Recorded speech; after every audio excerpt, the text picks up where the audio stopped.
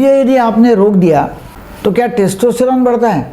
सीमेन retention का सच क्या है, इसके बारे में हम बात करने वाले हैं। लोग ऐसा कहते हैं कि यदि आप वीर्य रोकते हैं तो शक्ति बढ़ती है। ब्रह्मचर्य यही जीवन है, वीर्यनाश या मृत्यु है।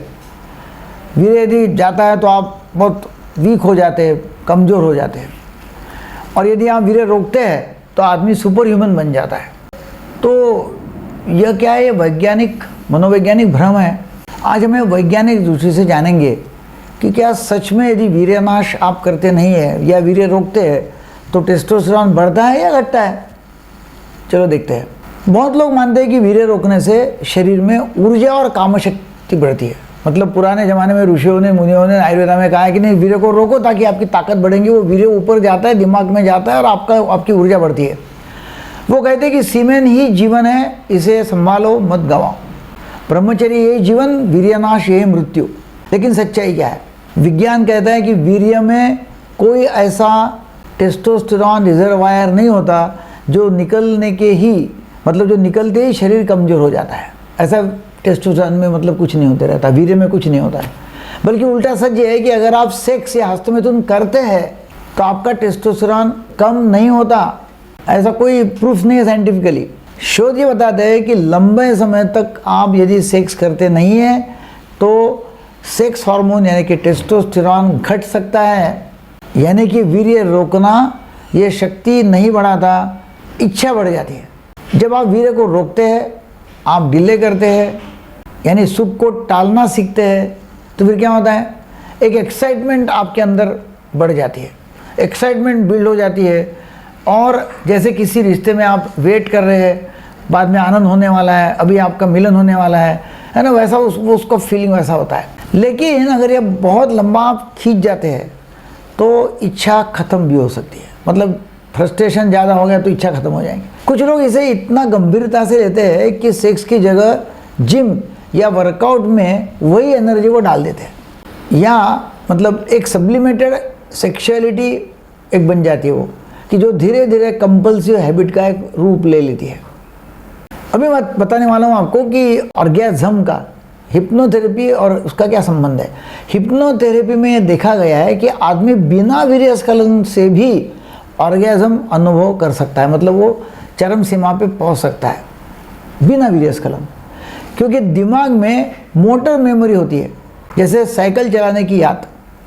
अगर किसी को पता है कि ऑर्गेज़म क्या है तो हिप्नोसिस के दौरान भी शरीर वैसा ही अनुभव कर सकता है जैसा हिप्नोसिस में हुआ था।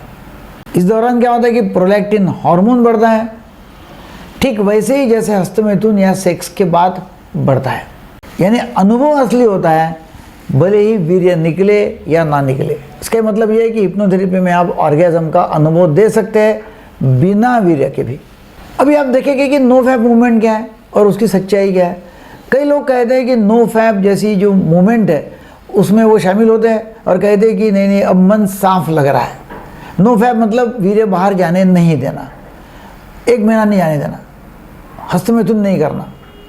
असल में क्या हो रहा है, वो लगातार ना करो सोचते रहते हैं, जिससे उनका दिमाग सेक्सुअल थॉट लूप में ही फंस जाता है। ये वैसे ही है जैसे नशे के मरीज सोचते हैं कि मत पीना, वो रेजिस्ट करते हैं, और what ever you resist it persist, और यही सोच उन्हें बार बार वही खींच लेती है। तो यह एडिक्शन नहीं बल्कि कंपल्सिव बिहेवियर बन जाता है। और उसके साथ में जब गिल्ट जुड़ जाता है ना, मुझे नहीं करना चाहिए, वो पाप है, ऐसा कोई गिल्ट है, तब डोपामिन का स्तर और बढ़ जाता है, जिससे क्रेविंग और तेज हो जाती है। मतलब उल्टा काम सब हो रहा है। फिर ऐसे लोगों में क्या होता है, ऐसे लोगों में अक्सर एंग्जाइटी या डिप्रेशन पाया जाता है।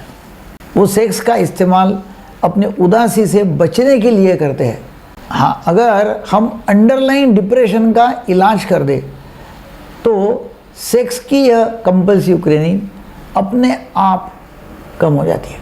कई बार एसएसआरआई जैसी दवाइयाँ मदद करती है, क्योंकि वो सेरोटोनिन बढ़ाकर डोपामिन को स्थिर कर देती है। पर असली इलाज है स्वयं की सेक्सुअल अंडरस्टैंडिंग को स्वीकारना, उसे दबाने का नहीं। सीमेन को रोक के, वीर्य को रोक के, उसको बाहर नहीं जाने देने से कुछ भी चमत्कार होता नहीं है। ये ना आपकी मर्दानगी बढ़ाता है, ना सेक्स हार्मोन बढ़ाता है, कुछ भी नहीं होता। मतलब सब दिमाग का खेल है, सब लोगों ने ये तैयार किया हुआ है। लेकिन हाँ, अगर आप इसे वीर्य रोकना, अगर आप इसे self control, mind discipline, delay gratification, इसका अभ्यास करना है और उसके लिए आप कर रहे हैं, तो ये आपके मन और शरीर दोनों को संयम सिखाता है, मतलब फ़ायदा भी है। अगर आप भी सेक्सुअल एनर्जी को सही दिशा में इस्तेमाल करना सीखना चाहते हैं तो हमारे YouTube चैनल को ज़रूर सब्सक्राइब करें, किसी ज़रूरतमंद को ये शेयर करें ताकि उसको भी ज्ञान हो जाएगा। शेयर करें, लाइक करें, सब्सक्राइब करें। हमारी सुबह एक सेक्स एंड इंटीमेसी एक सेमिनार होते रहता है सवेरे 7:30 बजे हर गुरुवार को सुबह।